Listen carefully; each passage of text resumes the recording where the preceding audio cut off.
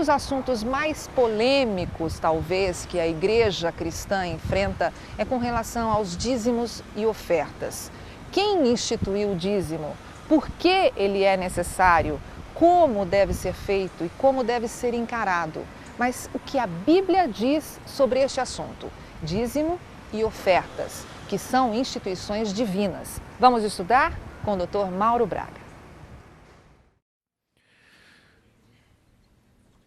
Um homem muito rico gostava muito de ficar conversando sobre assuntos que envolvem dinheiro e poder.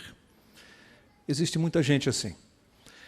Sempre que ele conversava, o assunto era dinheiro, negócios. Isso se tornou muito conhecido, perto de onde ele morava, até que um dia ele foi visitado por um pastor. E o pastor se assentou ao lado daquele homem e a conversa não foi diferente. Ele falava dos seus bens, das suas propriedades, da sua casa, dos seus negócios, e depois de meia hora de conversa, o pastor não havia aberto a boca, só ouvia. E chegou uma hora que aquele homem se tocou e disse: "Poxa, pastor, estou aqui falando sozinho, o senhor só está ouvindo, o senhor não diz nada, o senhor não tem nada para dizer a respeito?" E o pastor disse a ele assim: "O senhor me permite lhe mostrar uma coisa?" Estava aqui pensando e eu queria lhe mostrar uma coisa. Conduziu o homem à própria janela da casa dele e disse assim: "O que o senhor está vendo lá fora da janela?" E aquele homem disse: "Não estou entendendo, pastor." "Por favor, diga." Através da janela eu vejo lá as pessoas andando na rua, brincando, cantando, dançando, na praça, em frente." E ficou olhando para o pastor sem entender a pergunta, e o pastor disse assim: "O senhor tem aí algum espelho na sua casa?" E o homem, sem entender, disse: "Tenho, mas eu não estou entendendo o senhor. Por favor, tem algum espelho?" Conduziu o pastor até o espelho, o pastor parou diante dele e disse assim para o homem: "O que o senhor está vendo aí no espelho?" E o homem disse ao pastor: "Pastor, o senhor está muito estranho, não estou entendendo a sua pergunta. Onde o senhor quer chegar?" E ele disse: "Por favor, o que o senhor vê quando o senhor olha no espelho?" Ele disse: "Pastor, obviamente que eu me vejo no espelho." E o pastor disse: "Olha que coisa interessante que eu quero mostrar para o senhor. O senhor sabe que o espelho também é feito de vidro, tanto quanto a janela. Mas é interessante que quando o senhor olha pela janela, através da janela, o senhor vê as outras pessoas. E o espelho nada mais é do que um vidro sobre o qual foi aplicada uma fina camada de prata para refletir. Interessante o senhor ver. Quando o senhor olha através do vidro, o senhor vê as outras pessoas. Bastou colocar a prata no meio e o senhor só consegue ver a si mesmo."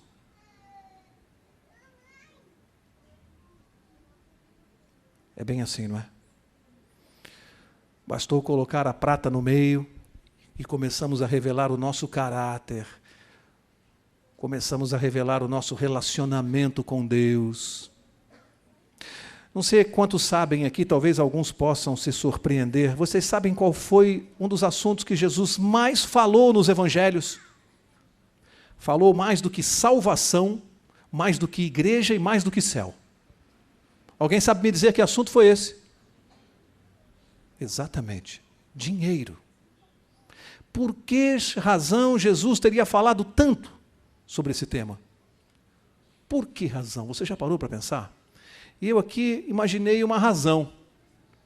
A Bíblia diz que Deus quer o nosso coração. "Filho meu, dá-me o teu coração." E Jesus sabia e sabe que entre o nosso coração e Deus existe uma coisa que às vezes atrapalha, que fica bem aqui na frente do coração. Às vezes isso aqui se interpõe entre nós e Deus. A carteira, o dinheiro. Jesus sabe disso. Talvez ele tenha falado tanto deste assunto para poder remover essa barreira. E toda vez que se fala desse assunto, as pessoas que não conhecem as Escrituras se equivocam e pensam que nós estamos falando de dinheiro e que Jesus falava de dinheiro. Mas o assunto não é dinheiro. E é isso que nós vamos falar aqui esta manhã. O assunto não é dinheiro. E eu vou começar esse estudo com uma pergunta. Uma pergunta. Dízimo é uma questão de salvação? Sim ou não? Estou vendo muito pouca gente dizendo que sim. E isso confirma uma realidade. Porque muito pouca gente é fiel nos dízimos. Confirma a realidade. Pouca gente pensa que dízimo é uma questão de salvação. Talvez por isso tantos não sejam fiéis.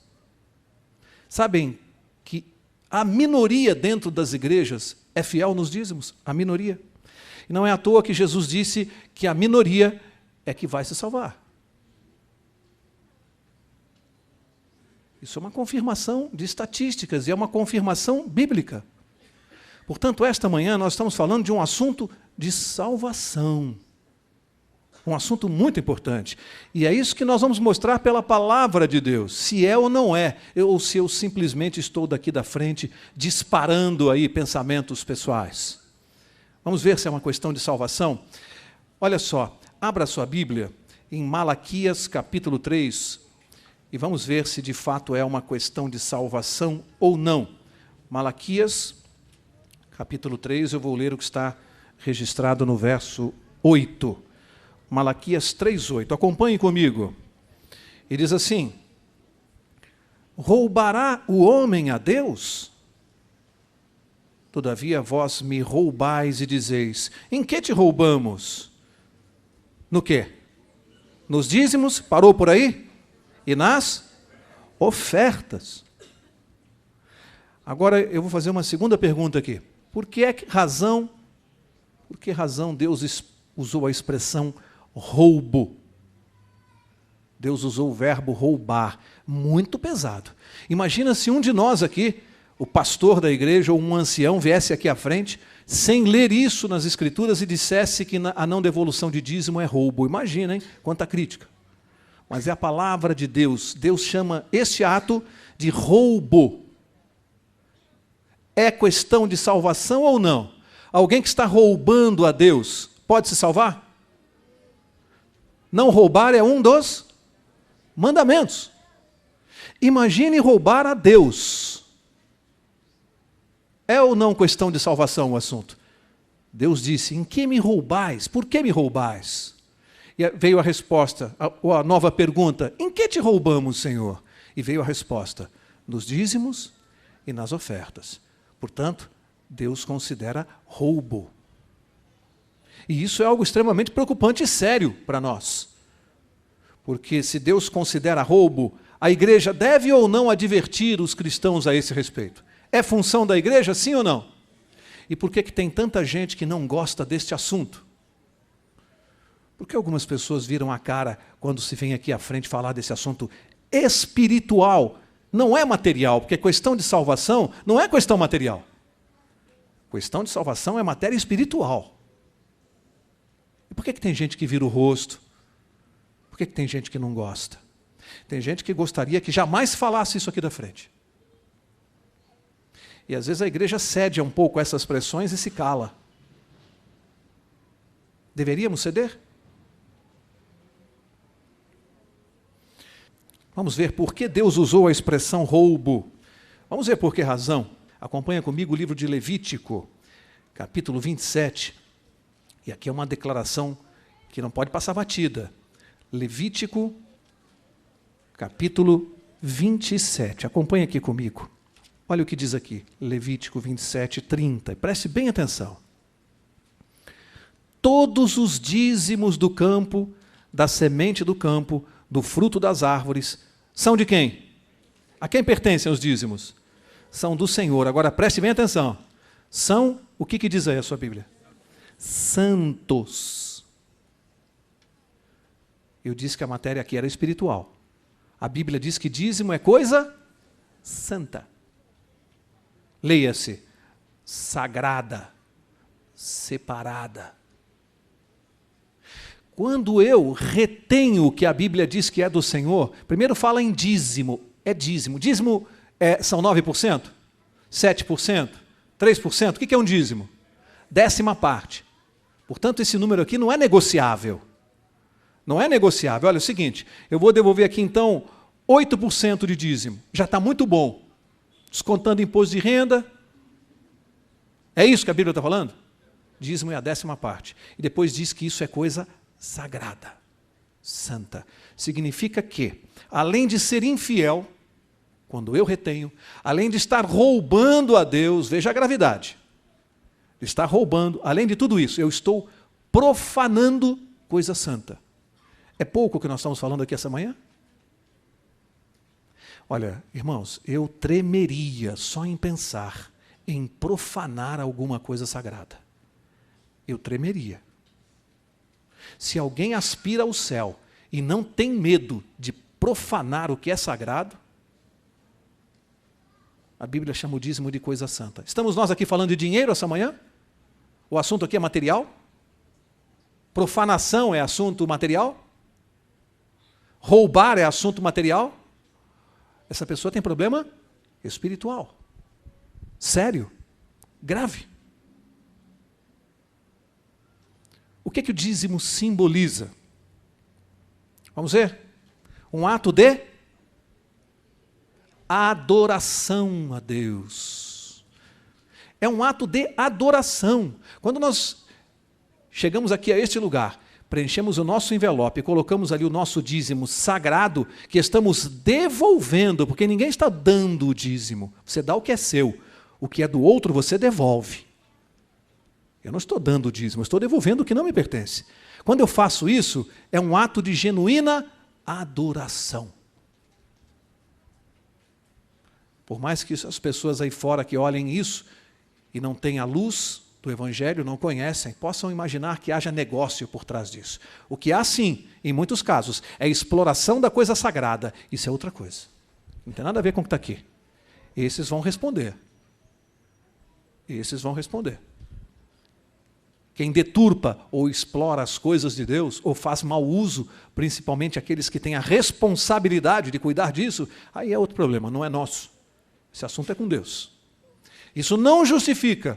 Eu não estou isento de cumprir a minha parte, sob a alegação de que, porque vão fazer mau uso, porque vão fazer isso ou aquilo, isso não é um problema meu, isso é um problema de Deus. Deus está dizendo assim, devolva o seu dízimo. Sabe por quê? Porque, Mauro, eu vou te abençoar. Você não tem nada a ver com o problema dos outros. A bênção é para você. Cumpra a sua parte. Faça a sua parte. O problema dos outros é dos outros, não é seu. Dízimo, além de ser um ato de adoração, é o reconhecimento da soberania de Deus na minha vida. Dizimista fiel está testemunhando. Eu estou dando um testemunho de que eu sou cristão e que Deus é soberano na minha vida. E eu devolvo a 10ª parte como testemunho disso. Soberania, império de Deus na minha vida, no meu coração. Um testemunho fortíssimo. Porque há muitos casos de fidelidade, muitos, de pessoas que passam extrema dificuldade. Eu conheço alguns. Não lhes falta o pão. Não lhes falta o que necessitam para viver. Vivem com dificuldade. Mas são fiéis. Esse testemunho é poderoso, muito poderoso, aos olhos dos inimigos de Deus. Qual é a finalidade do dízimo? 1 Coríntios capítulo 9. Vamos ver juntos a finalidade do dízimo, porque a Bíblia, ela esclarece tudo isso. Ela não deixa esse assunto sem resposta. 1 Coríntios 9, 13, diz assim: não sabeis vós que os que administram o que é sagrado, percebem? Olha como repete. Os que administram, olha a expressão, o que é sagrado, está falando do dízimo, comem do que é do templo. E que os que de contínuo servem ao altar, participam do altar, para que serve o dízimo? Aqueles que se dedicam integralmente à pregação do Evangelho devem viver do quê? Do Evangelho. Finalidade do dízimo, manter o pagamento daqueles que se dedicam exclusivamente à pregação do Evangelho, devem viver do que é do templo. Dízimo é para pagar salário de pastores e manter a pregação do Evangelho. Há uma finalidade, não pode ser desvirtuada. Então eu faço uma pergunta, já que a Bíblia estabeleceu a finalidade, eu posso, por exemplo, se fosse o caso, eu poderia pegar aqui os envelopes de dízimos dos membros dessa igreja e usar esses dízimos, por exemplo, para pagar o ar-condicionado? Posso? Posso pagar a luz desta igreja, a conta de telefone, com dízimos? Posso? Não, a Bíblia não me autoriza a fazer isso. Dízimo é para pagamento do salário dos pastores e manutenção da pregação do Evangelho. E aí, então, vem outra pergunta. Talvez algum visitante, mas se vocês não podem usar os dízimos para manter esta igreja, como esta igreja é mantida? Qual é o plano de Deus? Com as ofertas. Esse é o plano de Deus. Dízimo é uma coisa. Dízimo é 10% do que eu ganho, ponto final.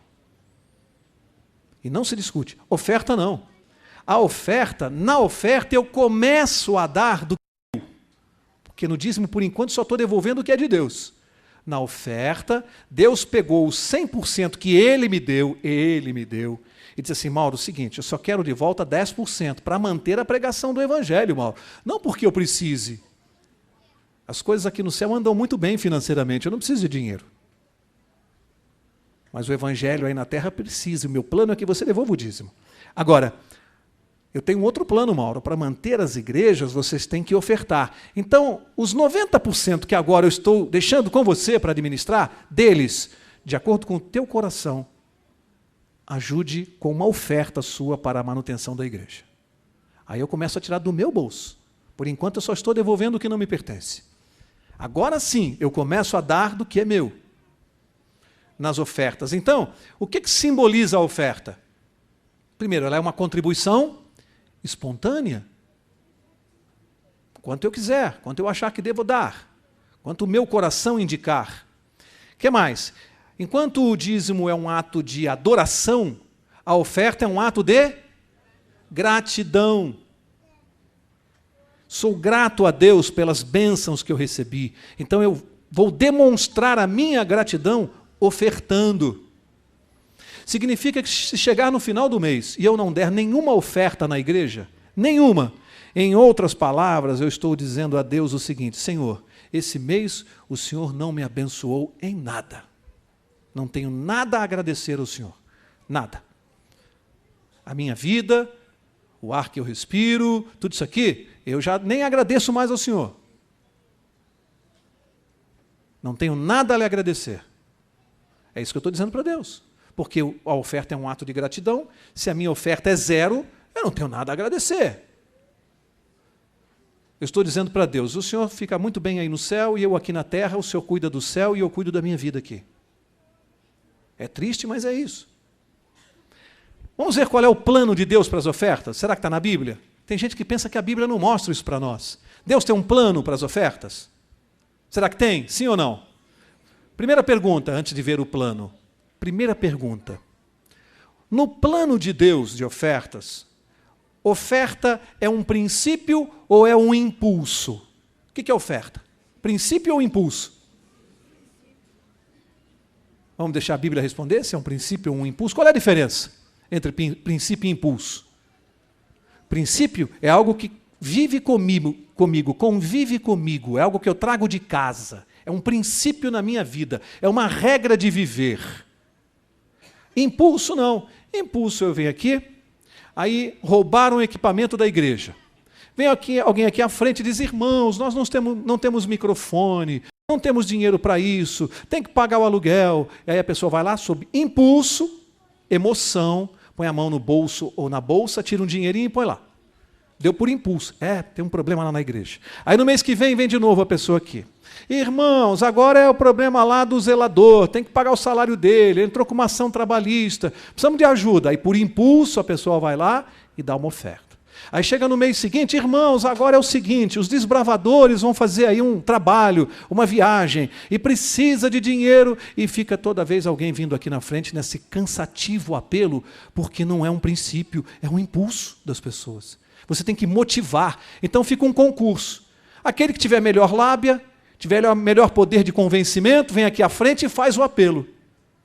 Então lá atrás fica assim: peraí, vai você, que você vai lá e faz um apelo legal. A igreja, quando você apela, ela atende. Esse é o plano de Deus. Que vem aqui à frente alguém que tenha maior mise-en-scène, melhor jogo de cintura. Esse é o plano de Deus, ficar na dependência de alguém que saiba fazer a igreja chorar.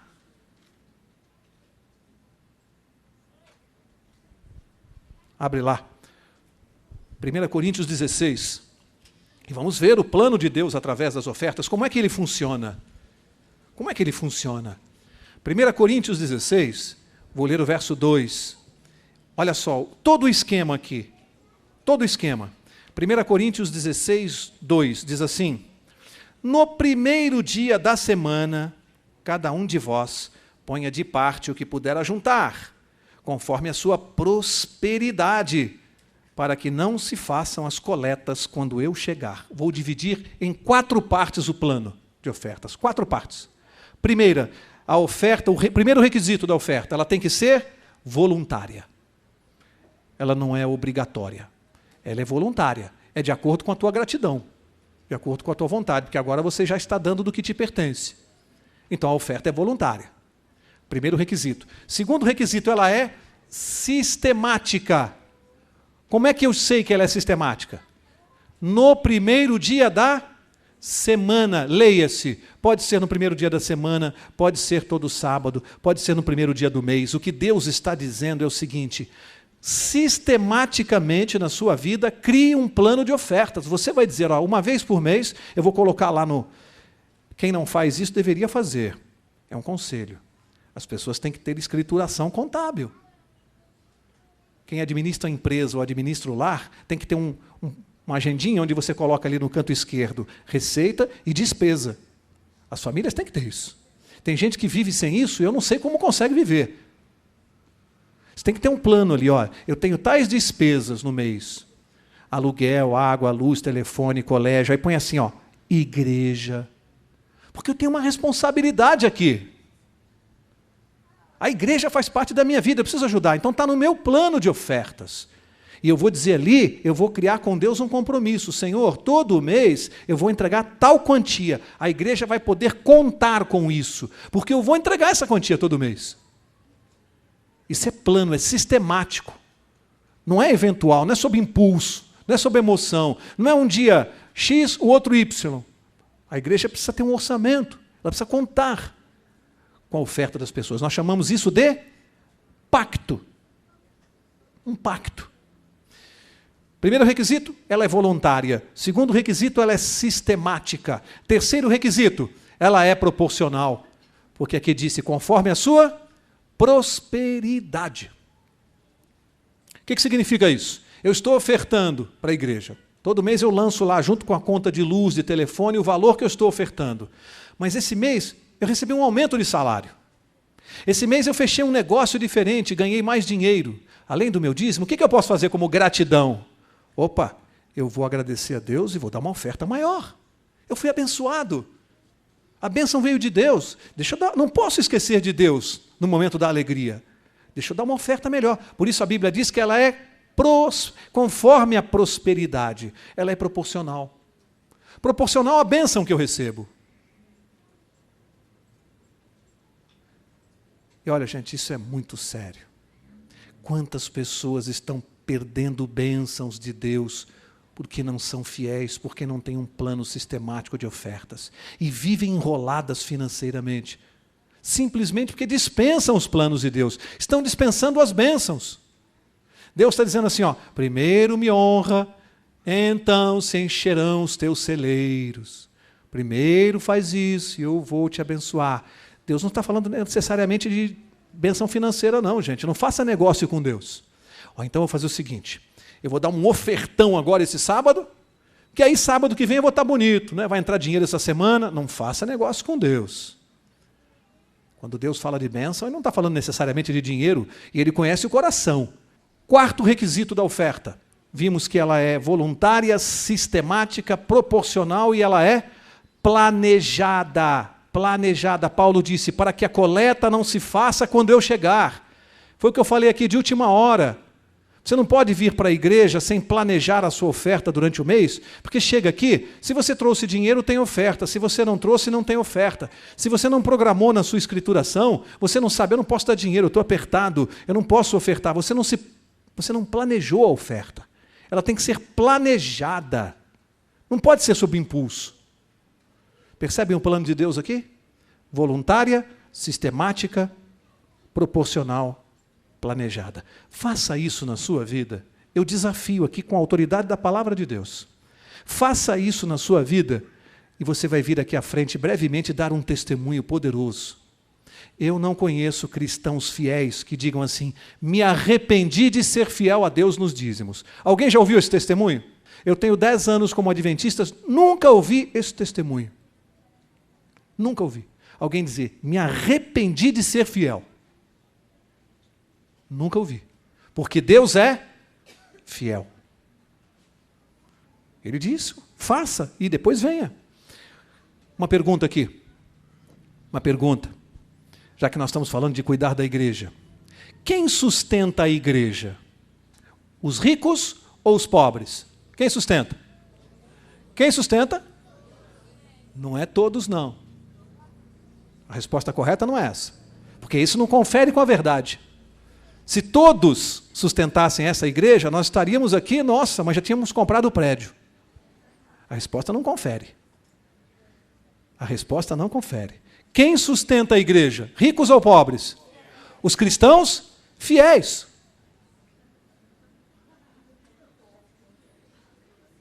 Os cristãos fiéis sustentam a igreja. Não importa se são ricos ou pobres. São os cristãos fiéis. Se todos sustentassem essa igreja, nós já tínhamos comprado esse prédio. Só para vocês saberem. Quem sustenta a igreja são os cristãos fiéis e verdadeiros, que têm compromisso com Deus, que têm oferta planejada, sistemática, proporcional, voluntária, e são abençoados por isso. Todas as pessoas que eu conheço, que vieram para esta igreja, ajudaram a constituir esta igreja, todas elas, nenhuma delas se arrependem, ou nenhuma delas se arrepende do que colocou aqui. Não tem nenhum arrependido. Porque Deus é fiel. Quem sustenta a igreja são os cristãos fiéis. Não são todos, não. Infelizmente, porque o plano de Deus é que fossem todos. Este é o plano de Deus. E o mundo seria muito mais abençoado. Para começar a encerrar, Salmo capítulo 32, vamos começar a encerrar. Salmo 32, eu vou ler o verso 8, e vamos ver, já que falamos aqui de bênçãos, Salmo 32, 8, vamos ver aqui uma bênção de Deus, prometida, para ver se vale a pena ser fiel ou não. Salmo 32, verso 8, diz assim, instruir-te-ei e ensinar-te-ei o caminho que deves seguir, guiar-te-ei com os meus olhos. Alguém aqui conhece uma bênção maior do que esta aqui prometida? Vocês entenderam o que Deus prometeu aos fiéis? Instruir-te-ei e guiar-te-ei pelos caminhos. Olha, como isto aqui é verdade. Eu sou uma testemunha disso. Quantas vezes na minha vida, nesses últimos anos, decisões sérias e importantes, quer seja no campo profissional, quer seja no campo pessoal, recentemente mesmo tive que tomar uma decisão muito séria. Quantas vezes na minha vida eu precisei da instrução de Deus qual o caminho que eu devo seguir? Quantas vezes você já experimentou no meio de uma decisão fundamental na sua vida, no meio de uma reunião de negócios, seja lá o que você faça, você pedir a instrução de Deus para uma decisão e ela vir com tanta nitidez que você não fica confuso? E é isso que Deus está prometendo como bênção. Ele não está falando necessariamente de dinheiro. Ele está dizendo, eu vou te guiar pelos caminhos. Seja fiel e eu vou te guiar. Quantas vezes, talvez, eu estava no meu carro me dirigindo para alguma reunião e Deus me instruiu assim, o trânsito está ruim aqui, vai por aquela rua, e eu escapei de um assalto ou de um sequestro. Quantas vezes Deus me instruiu pelo caminho? Isso é bênção ou não? É uma promessa. Você está em Salmo 32, olha o Salmo 37, verso 25. Olha outra bênção aqui. E como isso aqui é verdade. Diz assim, fui moço e agora sou velho. Contudo, nunca vi desamparado o justo, nem a sua descendência a mendigar o pão. Você viu a extensão dessa bênção aqui? A extensão. Primeiro diz, nunca vi o justo a mendigar o pão. O que eu aprendo aqui? Deus pode não dar o que eu desejo, o que eu quero, o que eu almejo. Ele não prometeu isso aqui. Ele prometeu dar o que eu preciso. É muito diferente. Eu posso estar orando há um tempão e pedindo a Deus coisas que eu quero, que eu desejo, que eu sonho. E Deus pode não responder a minha oração, porque Ele pode dizer lá do céu, Mauro, isso você não precisa para se salvar. Esse é o ponto. Se eu conceder o que você está pedindo, você vai perder a sua salvação. Você vai se desviar. Como eu quero te salvar, eu vou negar o seu pedido. Nós, como crianças, batemos o pé, batemos a porta, nos jogamos na cama, gritamos, choramos, né? Fazemos manha, somos mal criados. E Deus fica olhando lá de cima e diz assim: meu filho, eu quero te salvar. Não vou fazer isso não. Já viu uma criança pedindo sorvete com dor de garganta e com 38 de febre? Meu filho pedia, o Paulinho. Ele pedia, chorava. Está ele sentado ali, ó. Eu, como pai, posso dar o sorvete para um garoto com 38 de febre? Naquele dia eu acho que ele achava que eu era o pior pai do mundo. Mas hoje ele tem entendimento. E quantas vezes Deus diz para nós assim: esse sorvete que você está me pedindo, esse eu não vou dar, não. Deus nos dá, guarda isso, meu irmão. Ele dá o que nós precisamos, não o que nós pedimos necessariamente. Aqui diz que nunca viu um justo mendigar o pão, e a sua descendência também é abençoada. Você já viu bênção maior que essa, atingir ao justo e a sua descendência? É. Agora, Malaquias 3, e aqui nós vamos fechar por aqui. Malaquias 3, vamos voltar lá onde começamos. Malaquias capítulo 3, lá onde nós começamos. Agora eu preciso mostrar o resto da conversa aqui. Falamos de bênção, né? Mas vamos ver o outro lado. Malaquias 3, vou ler de novo o verso 8, né? Primeiro verso que nós lemos aqui. Diz assim: roubará o homem a Deus? Todavia, vós me roubais e dizeis: em que te roubamos? Nos dízimos e nas ofertas alçadas. Olha o verso 9. Com maldição sois amaldiçoados, porque me roubais, vós, a nação toda. O que acontece com quem rouba a Deus? É grave isso aqui ou não? Você gostaria de ouvir de Deus dizendo assim: você é infiel e é amaldiçoado? Gostaria? Está escrito aqui. Olha o verso 10. E aqui vem o desafio de Deus, né? No verso 10, Deus lança um desafio. Ele diz assim: trazei todos os dízimos à casa do tesouro, para que haja mantimento na minha casa. E depois fazei prova de mim, diz o Senhor dos Exércitos, se eu não vos abrir as janelas do céu e não derramar sobre vós. Olha essa expressão, eu gosto muito. Uma bênção tal que dela vos advenha a maior abastança. Isso é um desafio, gente. Deus está nos desafiando. Ele diz assim: fazei prova de mim, venha me testar. Devolva o seu dízimo e depois venha me testar. Deus está nos desafiando. Seja fiel, confie em mim e depois me teste. Se eu não vou derramar sobre você, ele diz, uma bênção tal. Bênção é necessariamente dinheiro? Ele não está falando de dinheiro, está falando de bênção tal. É uma bênção na sua vida. Não precisa ser dinheiro. Ele desafiou. Agora, eu gosto do verso 11. Muita gente lê e para aqui no 10. No verso 10. Mas olha o 11. O 11 diz assim: repreenderei o devorador, para que não vos consuma o fruto da terra. A vossa vide no campo não será estéril, diz o Senhor dos Exércitos. O que ele diz que vai fazer? Repreender o devorador. Você tem o seu negócio, seja lá qual for, e Deus está dizendo, olha, não é só a entrada de dinheiro que importa, a bênção é eu fazer com que o dinheiro fique com você, ele não saia. Aquilo que vai te consumir, o devorador, que pode ser uma doença, um acidente, uma falência. O devorador, aquilo que vai consumir o que você ganha, eu vou repreender. Você conhece bênção maior do que isto? Será que dá para viver sem esta bênção de Deus? Sem que ele repreenda o devorador? Aquele que consome tudo que nós temos? Agora, último verso da manhã. Ageu, capítulo 1. Eu sempre chamo esse verso aqui, eu batizei esse verso de torneira versus ralo. E você já vai ver por quê. Último verso. Ageu 1, olha o verso 6.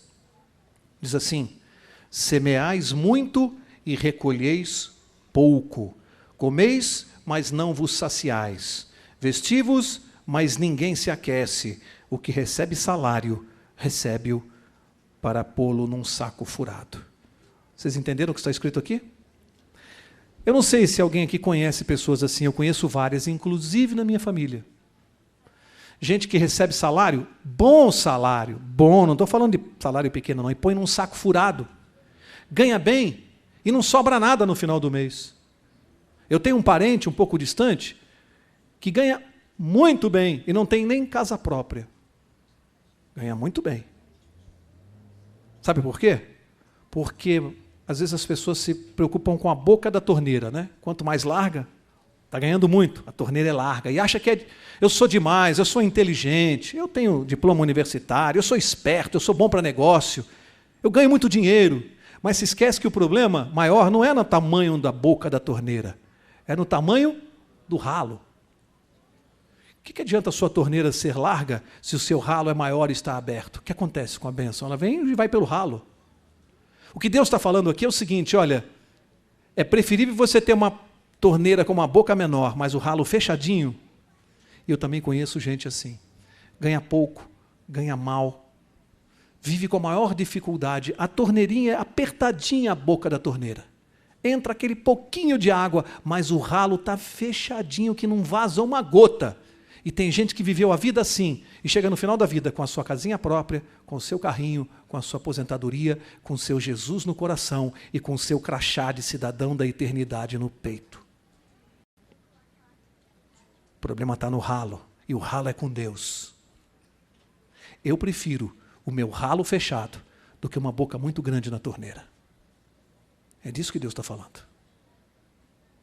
É disso que Ele está falando. Ele está dizendo, a torneira, Mauro, pode ser com você. Pode ser. Mas o ralo é comigo. Você escolhe. Torneira ou ralo? Você escolhe. Um homem estava andando pelo deserto. Há muitos dias havia se perdido e estava praticamente à morte, porque 3 dias sem água, sem nada, sofrendo, perdido no deserto. Até que depois de andar por 3 dias, ele avistou ao longe uma choupana abandonada e quase se arrastando pelo calor do deserto, ele chegou até aquela choupana. Ao entrar, ele se assentou para pegar um pouco de sombra, quase sem ar, e ao encostar as costas na parede, ele viu à sua direita ali que havia uma bomba d'água enferrujada. E ao lado, no chão, uma garrafa com água. E no rótulo da garrafa estava escrito assim: despeje o conteúdo desse reservatório na bomba e ela funcionará. Depois não esqueça de deixar o reservatório cheio para o próximo viajante. Preste atenção na decisão que esse homem tinha que tomar. Ele mexeu na manivela da bomba, viu que só barulho enferrujado, não acontecia nada. Morrendo e uma garrafa com água. Ele pensou, eu posso tomar a garrafa, tomar água da garrafa. Talvez viva por mais um dia ou 2.